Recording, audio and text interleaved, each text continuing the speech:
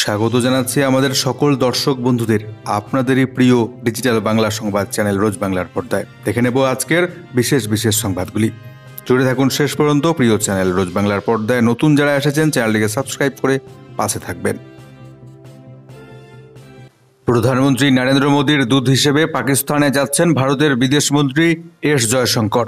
সুরক্ষার জন্য পাকিস্তান সরকারের জোরদার বিশেষ প্রস্তুতি।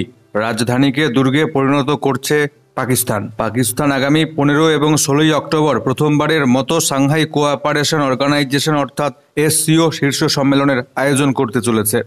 এই শীর্ষ সম্মেলনে 8টি সদস্য রাষ্ট্রের রাষ্ট্রপ্রধান এবং প্রতিনিধি দল অংশ নিচ্ছেন।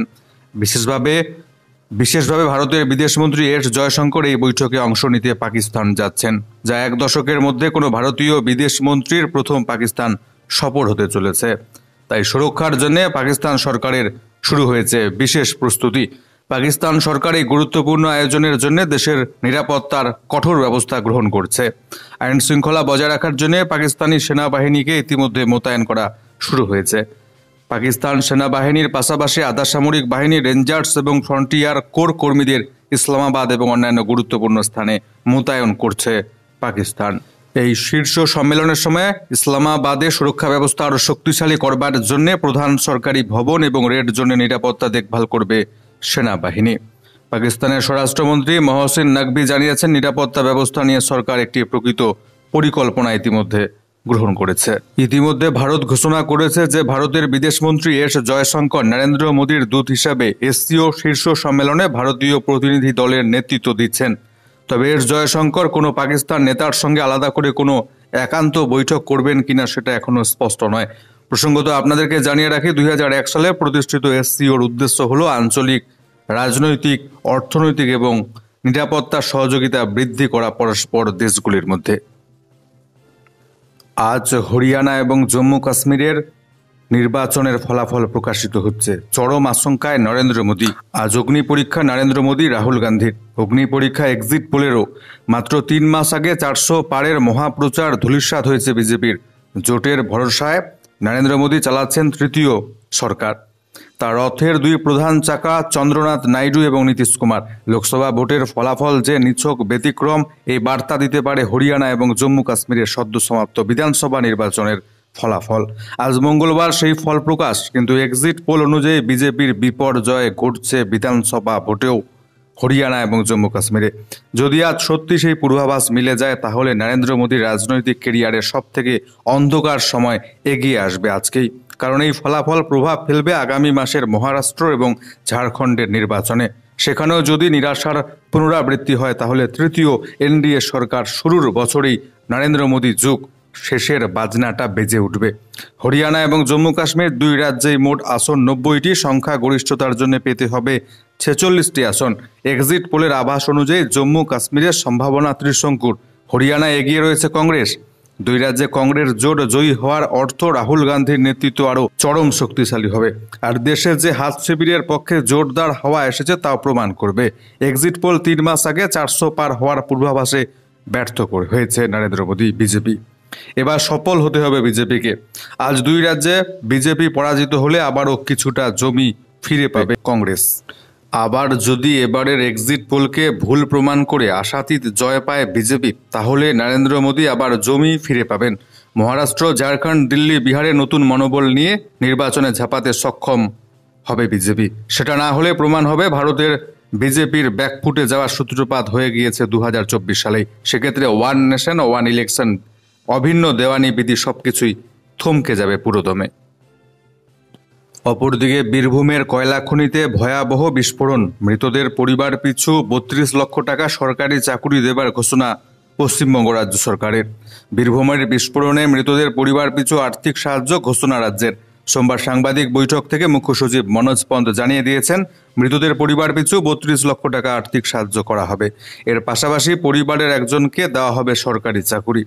সোমবার সকালে গঙ্গারামচক কয়লা খনি থেকে কয়লা উত্তোলনের জন্য বিস্ফোরণ ঘটানো হয়েছিল, কিন্তু ভিতরে শ্রমিকরা যে কাজ করছিলেন তা খেয়াল ছিল না কারো।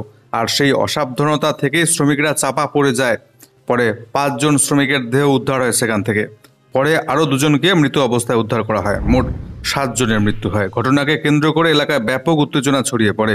মোতায়েন করা হয় বিরাট পুলিশ বাহিনী। বিস্ফোরণকে কেন্দ্র করে ইতিমধ্যে প্রশ্ন উঠতে শুরু করেছে। এই পরিস্থিতিতে সোমবার বিকেলে নবান্ন থেকে মুখ্য সচিব মৃতদের পরিবার পিছু আর্থিক সাহায্য, মৃতদের পরিবারের একজন সদস্যের চাকুরির ঘোষণা করলেন। উল্লেখ্য, খয়রাসোলের এই কয়লা খনিটি PDCL এর লিজ নেওয়া তা রাজ্য সরকারের অধীনস্থ সংস্থা বলে জানা গিয়েছে।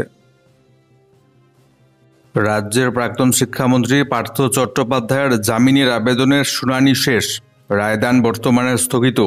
জামিন পেতে পারেন পুজোর পরেই, আপাতত সম্ভাবনা এমনটাই। নিয়োগ দুর্নীতি মামলায় পার্থ চট্টোপাধ্যায়ের জামিনের আবেদনের শুনানি শেষ হলেও রায়দান স্থগিত রাখল হাইকোর্ট। সোমবার বিচারপতি অরিজিৎ বন্দ্যোপাধ্যায়, বিচারপতি অপূর্ব সিং রায়ের ডিভিশন বেঞ্চ জানিয়েছে রায়দান আপাতত স্থগিত থাকছে।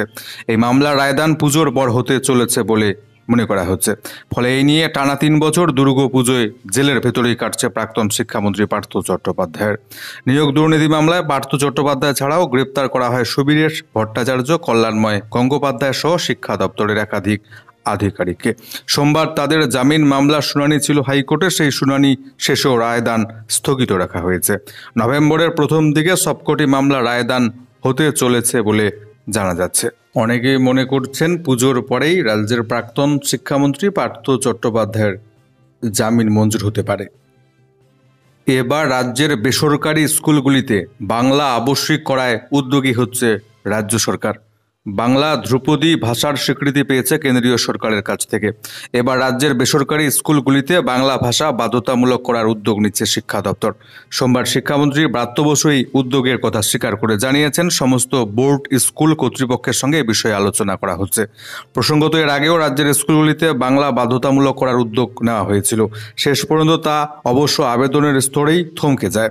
ওয়াকিবহাল মহলের মতে বেসরকারি স্কুলগুলিতে এটা চাপিয়ে দেওয়ার ক্ষেত্রে কিছু আইনগত সমস্যা রয়েছে। তবে সরকার চাইলে সেই জট খোলা যেতেই পারে। স্কুলগুলি শিক্ষা দপ্তরের নো অবজেকশন সার্টিফিকেট নিয়ে চলে, তাই সরকারের কিছু আবেদন বা নির্দেশ তাদের মেনে নিতে বাধ্য করা যায়। অপরদিকে বায়ুসেনার এয়ার শোতে তুমুল ভিড়, দমবন্ধ হয়ে মৃত 5, হাসপাতালে ভর্তি 2 শতাধিক। চড়া রোদে দাঁড়িয়ে এয়ার শো দেখতে গিয়ে চরম বিপত্তি। চেন্নাইয়ে ভারতীয় বায়ুসেনার এয়ার শো দেখতে গিয়ে প্রবল ভিড়ের মধ্যে অসুস্থ হয়ে মৃত্যু হলো 5 জনের। অসুস্থ হয়ে হাসপাতালে চিকিৎসাধীন রয়েছেন 2 শতাধিক দর্শক। রবিবার ভারতীয় বায়ুসেনার 92তম প্রতিষ্ঠা বার্ষিকী উপলক্ষে এয়ার শো এর আয়োজন করা হয়েছিল। বায়ুসেনার অনুমান ছিল 16 লক্ষ মানুষের ভিড় জমতে পারে। বেলা 11টা থেকে দুপুর 1টা পর্যন্ত এয়ার শো চলাকালীন লক্ষ লক্ষ মানুষ খোলা জায়গায় জড়ো হন। চড়া রোদের মধ্যে বায়ুসেনার বিমানের এয়ার শো চলাকালীন অসুস্থ হয়ে পড়েন অনেকেই। প্রত্যক্ষদর্শীরা জানিয়েছেন এয়ার শো চলাকালীন অনেকের মাথা ঘুরিয়ে পড়ে যান, কারো কারো সানস্ট্রোক হয়। অন্ততপক্ষে 230 জনকে হাসপাতালে ভর্তি করানো হয়েছে। ডিহাইড্রেশনের উপসর্গ ছিল অনেকের, তাছাড়া 5 জনের মৃত্যু হয়েছে। বেতন বাড়ল রাজ্য সরকারি কর্মচারীদের। বিভিন্ন সরকারি এবং গভর্নমেন্ট স্পন্সর স্কুলে প্রায় 5,500-এর বেশি ICT কম্পিউটার ইনস্ট্রাক্টর কাজ করেন রাজ্যে। পুজোর মুখে বেতন বৃদ্ধি হওয়ায় তারা বেশ খুশি। মুখ্যমন্ত্রীকে শুভেচ্ছা বার্তা জানিয়েছেন এইসব কর্মীরা। West Bengal IT personal computer instructor welfare অ্যাসোসিয়েশনের রাজ্য সভাপতি মোদাব্বর গাজী জানিয়েছেন, আগে আমরা বেতন পেতাম মাত্র 10,300 টাকা প্রতি মাসে। এবছর আমাদের বেতন অভিজ্ঞতার ভিত্তিতে কারো প্রতি মাসে 21,000 টাকার বেশি, অনেকের 25,000 টাকা ছাড়িয়ে গিয়েছে। অক্টোবর থেকেই আমরা এই বেতন পাচ্ছি। অসংখ্য ধন্যবাদ মমতা ব্যানার্জিকে জানিয়েছেন এই কর্মীরা। অপরদিকে বড় সুখবর আসতে চলেছে কেন্দ্রীয় সরকারি কর্মচারীদের জন্য। কালী পুজোর আগেই ডিএ বৃদ্ধি পাচ্ছে, বাড়ছে বেতন। উৎসবের মাঝেই বিরাট সুখবর, কালী পুজোর আগেই ডিএ বৃদ্ধি পাচ্ছে কেন্দ্রীয় সরকারি কর্মচারীদের, বেতনও বাড়বে। সূত্র মারফত এমনটাই জানা যাচ্ছে। মনে করা হচ্ছে কালী পুজোর আগেই কেন্দ্র সরকারের কর্মীদের বাড়তে চলেছে ডিএ। এ ধাপে 4% ডিএ বাড়তে চলেছে কেন্দ্রীয় সরকারি কর্মচারীদের বলে আপাতত জানা যাচ্ছে। 7ম পে কমিশনের আওতায় এই অক্টোবরেই ডিএ ঘোষণার জন্য অপেক্ষা করছেন লক্ষ লক্ষ কেন্দ্রীয় সরকারি কর্মচারী। অবশেষে তিক্ততা ভুলে ভারত সফরে মালদ্বীপের প্রেসিডেন্ট মোহাম্মদ মুইজ্জু জানিয়ে দিলেন, ভারতের নিরাপত্তা বিঘ্নিত হতে দেব না কোনোভাবেই। দিল্লি সফরে বন্ধুত্বের বার্তা মালদ্বীপের প্রেসিডেন্টের। বিরোধিতার সুর একেবারে উধাও, বরং ভারতে পা রেখে বন্ধুত্বের বার্তা দিলেন মালদ্বীপের প্রেসিডেন্ট। জানিয়ে দিলেন ভারতের নিরাপত্তা বিঘ্নিত হয় এমন কোনো পদক্ষেপ করবে না কোনোভাবেই মালদ্বীপ। পাশাপাশি ভারতীয় পর্যটকদের মালদ্বীপে আসার আবেদন জানিয়েছেন তিনি। 4 দিনের সফরে সস্ত্রীক ভারতে এসেছেন মালদ্বীপের প্রেসিডেন্ট মোহাম্মদ মইজু। রবিবার সংবাদ মাধ্যমের মুখোমুখি হয়ে চীন প্রসঙ্গে মইজু বলেন, মালদ্বীপ এমন কোনো কাজ করবে না যাতে ভারতের নিরাপত্তা বিঘ্নিত হয়। মালদ্বীপ এবং ভারতের সম্পর্ক পারস্পরিক সম্মান আগ্রহের উপর ভিত্তি করে গড়ে উঠেছে বলে জানিয়েছেন তিনি। আমাদের দেশের বাণিজ্য উন্নয়নের অন্যতম অংশীদার ভারত। প্রতিরক্ষা সহ আরও একাধিক ক্ষেত্রে মালদ্বীপের সঙ্গে ভারতের ঘনিষ্ঠ সম্পর্ক রয়েছে বলে তিনি জানিয়েছেন। আপনাদেরকে জানিয়ে রাখি, যদিও কয়েক মাস আগে এত নরম ছিল না মালদ্বীপের সঙ্গে ভারতের সম্পর্কটা। চলতি বছরের জানুয়ারি মাসে প্রধানমন্ত্রী নরেন্দ্র মোদীর লাক্ষাদ্বীপ সফরের পর থেকে তাল কাটে দিল্লি মালদ্বীপের দ্বিপাক্ষিক সম্পর্কে। সংঘাত তুঙ্গে ওঠে। নরেন্দ্র মোদীকে নিয়ে নানা বিতর্কিত মন্তব্য করেন যুব তথ্য শিল্প মন্ত্রকের অনেক মন্ত্রী মালদ্বীপের। তারপরে শুরু হয় তিক্ততা। গোটা ভারত জুড়ে শুরু হয় বয়কট মালদ্বীপ।